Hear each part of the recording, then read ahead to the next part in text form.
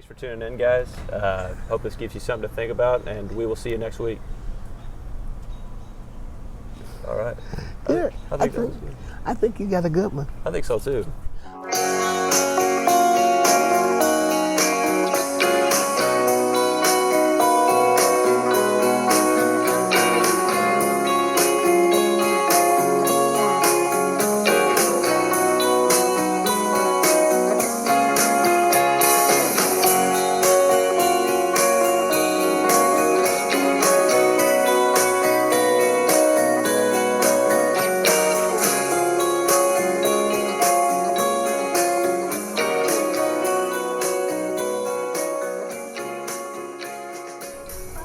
What's going on, everybody? Sam Heine here, back with another episode of Street Talk. It's a new week, and I appreciate y'all tuning in.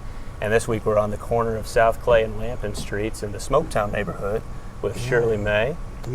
Shirley Mae Beard, who is the owner and operator of Shirley Mae's Cafe and Bar here in Smoketown, a staple in Smoketown, operating for more than 30 years, and renowned for the soul food and southern cuisine that she's cooking up, and has a positive review in almost every media outlet if you go and look, and people are loving the food. So I wanted to come and talk to you because I think there's a lot of interesting things going on in Smoketown, Shelby Park, and Germantown, and I thought it's an interesting perspective to see, you know, what do you see in the neighborhood, the changes in the neighborhood between 30 years ago when you came in and first started operating the business, and now. So like, what are just some changes that you've seen over the years?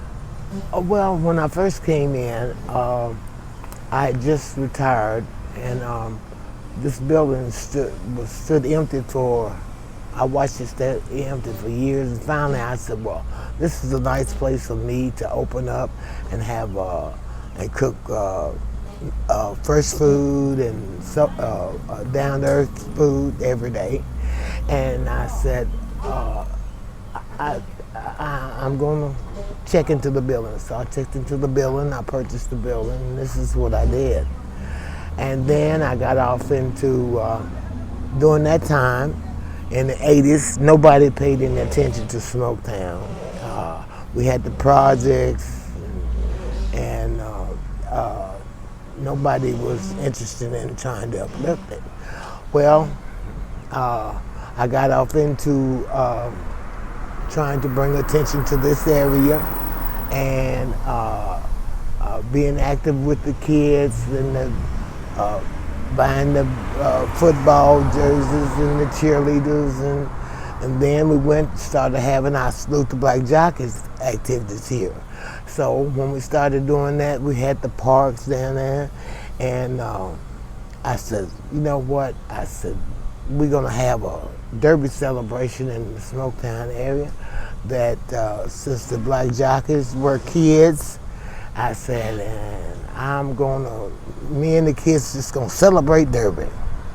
So I had Whoopi Goldberg to come in and talk to the kids, and I had a carnival to come in, and then I begged for money for all the kids to have rides for as far as I could go. Well, that I went overboard with that. Yeah. But anyway, I went overboard with that. Oh man. So I had the free rides for the kids. I had free hot dogs and pop for the kids. And I said, well, you know, this is such a area where nobody pays attention to it, and the kids don't have anything to do. The only thing they have is just this park and whatever. I said, I want the kids to feel proud about themselves. And that was, after that, I started that. Well, that's when the kids, it just seemed like it just uplifted them. Yeah. And they could say they saw Whoopi Goldberg in person, and they rode the carnivals all day long, and oh man, and it was seemed like adults that lived in the project at that time, they got excited, and all the kids come out in them, and we just celebrated those derbies. And as time go on, and finally developers come in and tear down the projects and move people around and stuff, and they did that. did a beautiful job at building the houses for the after they tore down the projects. And new people started coming in, and then we had as that they took the park, which I really was very unhappy about when they took the kids' park, and it's never been replaced. And the park was we go down there, kids play ball and stuff, and I'd have prizes for them, and I mean, you know, it was just that knit family situation, and we didn't have negativeness, none of that. Yeah. But now I'm happy to see the new housing complex.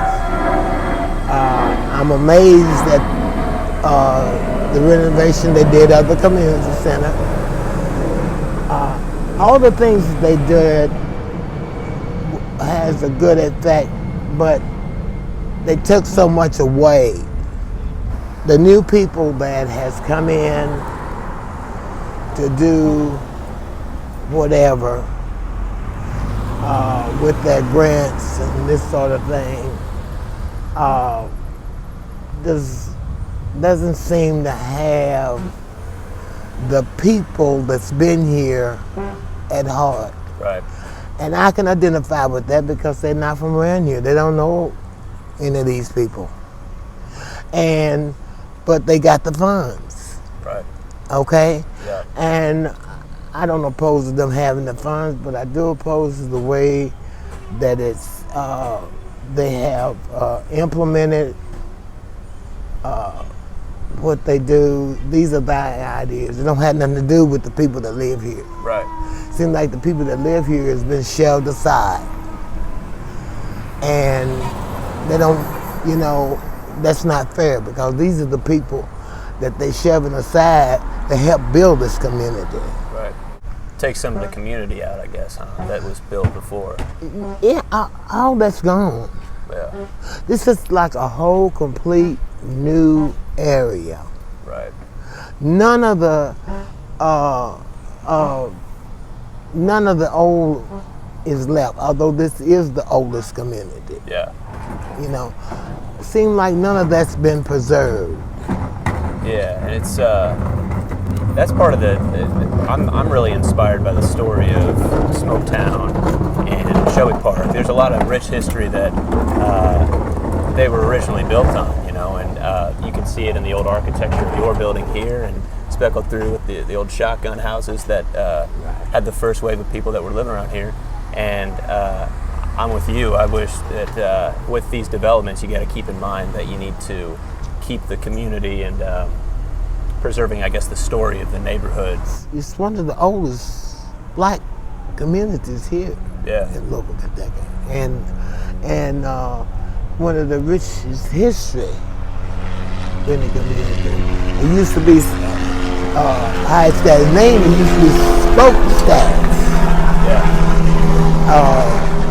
Over there near the railroad track, Smoketowns are factories and stuff. Factories, yeah. And that's how it's got the name Smoketown. I think that your building in particular is a great slice of Smoketown in itself because 1888 it was built and it was actual residence before.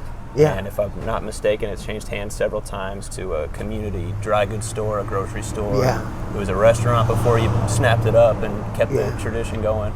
And so it's really cool to have a corner presence like this that has thrived for so many years. Yeah, and I'm the first and only black person ever owned this building.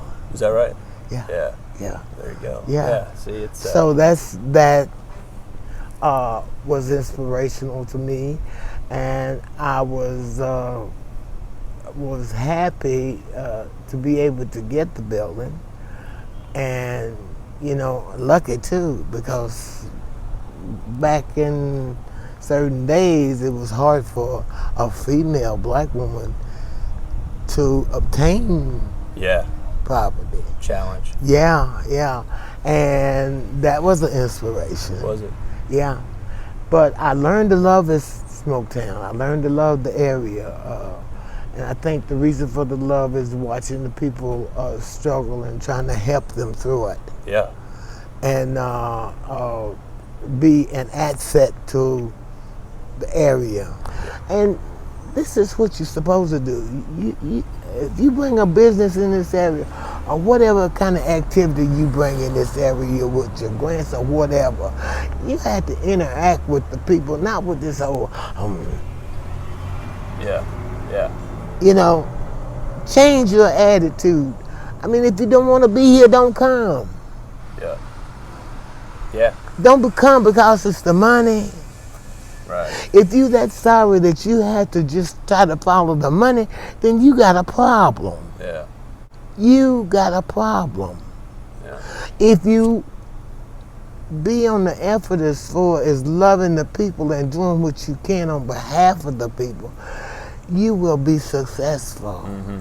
So some of that sense of community is slipping through the cracks. It's gone. It's not about a community. It's about how much money they can make.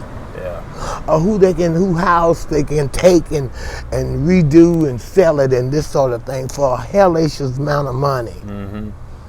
They're losing sight of what it should be built on. They never had a site. Yeah. That site was money. And still is. And it's bad. It's ugly.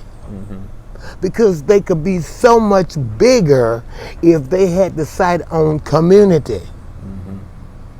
And they would have more people participating and coming together, and their money would automatically increase on the level that it should be. Come on a real level as a byproduct of the sense of community. Thank you. Yeah, I get it. Yeah. You know, So, and it's sad because they missing the mark. yeah. The greed is making them miss the mark. So you like the residential side of what they're doing, but the commercial side you think lacks a little bit. The commercial side is the pits. The coming together as a community is the pits, and the purpose of them getting the funds is to do whatever is the pits. They're not doing it. Yeah. They bringing in outside people that don't even know nobody around here.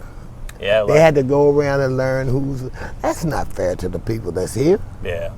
It's not the way you think that it should be, and the way it should be, and the way it is. It don't always mix. Yeah. You need to sit down and put the puzzle pieces together where it will grow. That's the purpose of redoing the redevelopment. Yeah. So it will grow. Well, I think that this is a very refreshing perspective because a lot of times you see with any development coming to a neighborhood, what's going on in Nulu, what's going on even in Portland, the West End, you hear about a lot of positives, but you don't really hear about the negatives and the cons that are affecting the people that live there. So I'm glad that I was able to come down and hear it from an insider's perspective that's been on the ground level for over 30 years. Well, I'm glad you came by, and I'm glad to have the opportunity to tell you about the negative, and I'm just hoping and praying that the negative will eventually vanish. And like I said, I'm old-fashioned. You know, it too will come to an end. Yeah. Thanks for tuning in, guys. Hope this gives you something to think about, and we will see you next week.